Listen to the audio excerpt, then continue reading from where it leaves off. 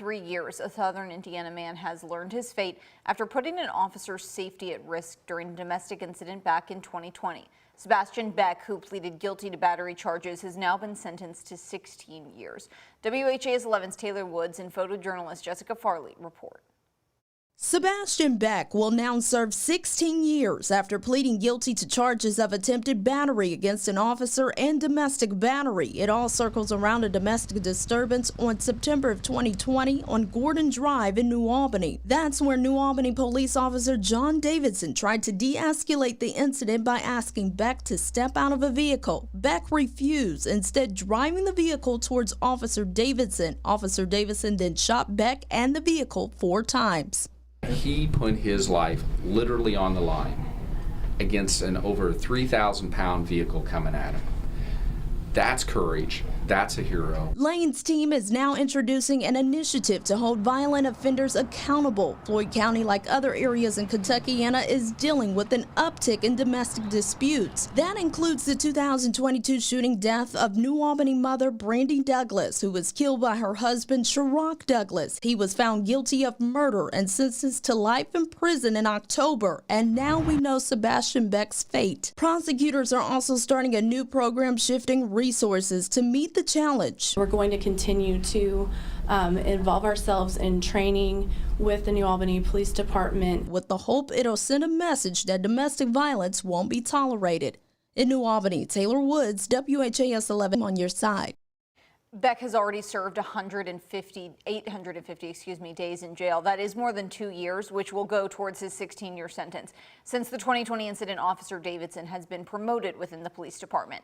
If you or someone you know needs help, the domestic abuse hotline is open 24/7. Just call the number on your screen. We also have a list of resources on our website, WHAS11.com. The man who was shot by police earlier this month after allegedly running from officers during a traffic stop will go back behind bars. Marvin Smith was on home incarceration. He's facing several charges, including fleeing from police and wanton endangerment after the chase near Churchill Downs. Yesterday in court, a judge heard testimony from LMPD officers who say Smith pointed a gun with a light at them multiple times. It's something defense attorneys say body camera video disputes. Our client got out and he ran. But the body-worn cameras that we've seen, and we've seen it, he didn't point his gun at anyone. He's a 250-pound man running as fast as he can in the opposite direction. He was shot in the back.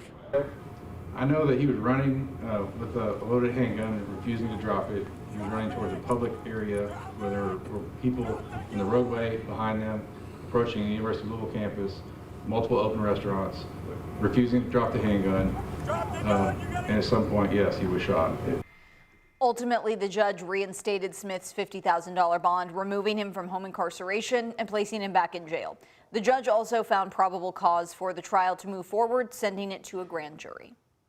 Defense attorneys for the first man charged in connection with the death of Bardstown mother Crystal Rogers are asking for a lower bond.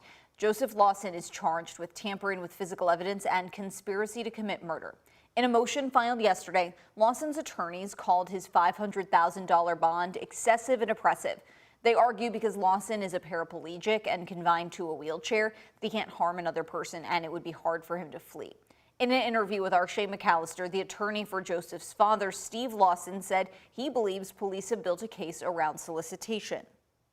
Do you think that Brooks Hauk paid Joseph Lawson to help in the murder of Crystal Rogers?